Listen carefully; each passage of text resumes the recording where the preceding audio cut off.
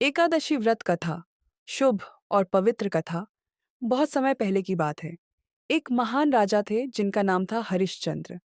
वे सत्यवादी, धर्मात्मा और प्रजा के हित में कार्य करने वाले राजा थे। वे हर समय भगवान विष्णु की भक्ति में लीन रहते थे।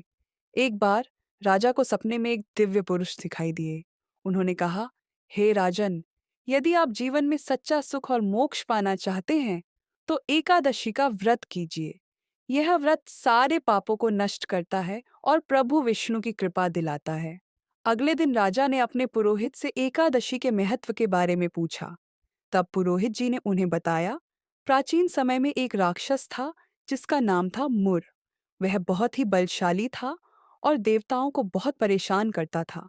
सभी देवता भगवान विष्णु के पास गए और उनसे रक्षा की प्रार्थना की।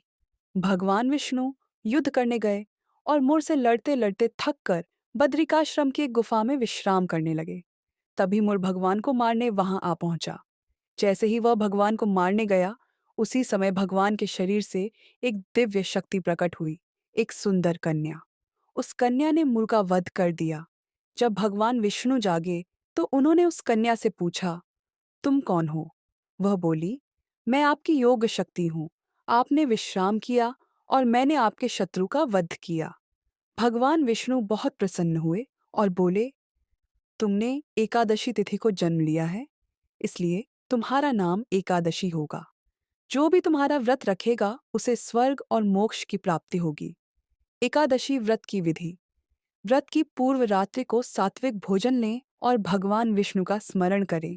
एकादशी के दिन सूर्योदय से पहले उठकर स्नान करें और भगवान विष्णु की पूजा करें। दिन भर व्रत रखें, निर्जला या फलाहार और भजन कीर्तन करें। द्वादशी के दिन व्रत का पारण करें। पहले ब्राह्मण या गरीब को भोजन करवाएं, फिर स्वयं भोजन करें। व्रत का लाभ। जो भक्त श्रद्धा से एकादशी का व्रत करता है उसके सारे पाप नष्ट हो जाते हैं।